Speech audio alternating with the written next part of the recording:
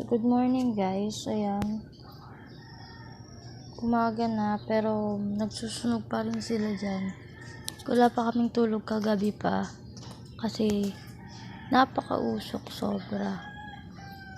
Sabi nila matatapos na daw yan pero lagi nilang sinusunog. Last year pa talaga yan. Nainis na talaga ako kasi nagkaroon ako dyan ng ubo, sipon. Dahil dyan sa usok na yan yung anak ko nagkaroon ng ubo. Nakainis lang kasi halos araw-araw last year ganyan yan, halos araw-araw nagsusunog. Kainis, napakausok. Buti sana kung sila yung napoprovision ng usok. Kaso dito sa amin papunta yung usok kasi dito papunta yung hangin.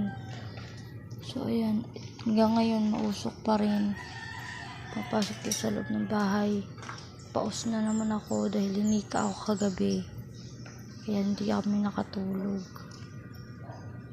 Naisip ko yung anak ko baka mamaya ubuhin, hikain.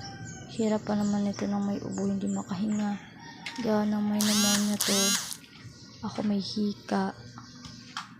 Yung mga tao dyan, mga walang pakialam. Basta masunod lang yung gusto nilang mangyari. Siga lang sila ng siga. Wala silang pakialam sa mga tao dito. Umuwi pa lang kami pero alam niyo yun, pangit di sila marunong makisama.